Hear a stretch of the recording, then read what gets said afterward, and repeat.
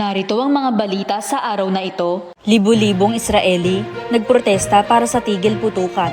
Libo-libong galit at nagdadalamhating mga Israeli ang nagprotesta sa mga kalsada nitong linggo ng gabi matapos matagpo ang patay ang 6 pang mga bihag sa Gaza.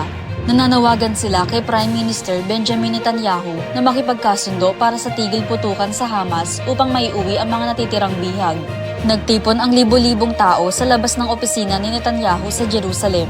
Sa Tel Aviv, nagmarcha ang mga kamag-anak ng mga bihag kasama ang mga simbolikong kabaong. Iniulat na 3 sa 6 na patay na bihag, kabilang ang isang Israeli-American, ang nakatakdasa ng palayain sa isang panukalang tigil putukan na tinalakay noong Hulyo na nagdulot ng higit pang galit at pagkabigo sa mga nagpoprotesta. Ngayon naman ay dumako tayo sa balitang showbiz. Horizon, magko-concert uli sa Manila. Inanunsyo ng Horizon, isang global group na binubuo ng mga Filipino na nakabase sa South Korea, ang pagdaraos ng kanilang pangalawang concert sa Manila sa darating na Nobyembre. Gaganapin nila ang 2024 Horizon Concert sa Manila na pinamagatang day tour Anchor High sa Nobyembre 3, 6 p.m. sa SM Mall of Asia Arena. Attendance check.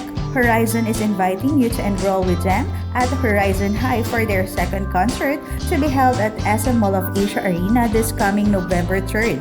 More details about the concert will be revealed soon, so get ready to take notes. Ayon sa kanilang anunsyo sa X, ito ang magiging pangalawang concert nila sa Manila sa loob ng mahigit 1 taon.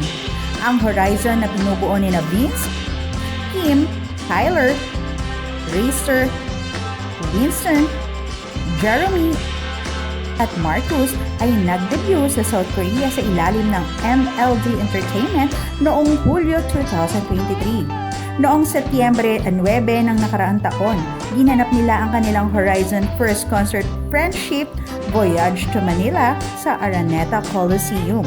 Matatanda ang inilabas nila noong nakaraang buwan ng kanilang version ng kantang Sumayaw Sumunod mula sa Filipino band na Boyfriends noong 1978. At narito naman ang mga balita sa ating bansa. Pagdinig sa Senado, kadikit ng pagtakas ni Guo, ipinagpaliban dahil kay Enteng. Ipinagpaliban ang pagdinig ng isang komite sa Senado tungkol sa pagtakas ni Alice Guo nitong Lunes dahil sa malalakas na ulan sa Metro Manila dulot ng bagyong Enteng. Ipinaalam ng opisina ni Senator Risa Ontiveros na hindi muna itutuloy ang nakatakdang pampublikong pagdinig kung paano nakatakas si Guo mula sa Pinas noong Hulyo, habang isinuspinde ni Senate President Chis Escudero ang trabaho sa Senado noong Lunes dahil sa masamang panahon. Suspended po ang hearing on Guo's escape due to inclement weather. We will advise po kailan ang schedule. Saad ni Ontiveros sa kanyang post, ang lahat ng pagdinig sa Senado na naka-schedule para sa Lunes, September 2 ay isinuspinde na rin kabilang ang pagdinig para sa pinansya sa panukalang 2025 na budget para sa Office of the President at iba pa. Ako si Jenny Rose Albason, nag-uulat.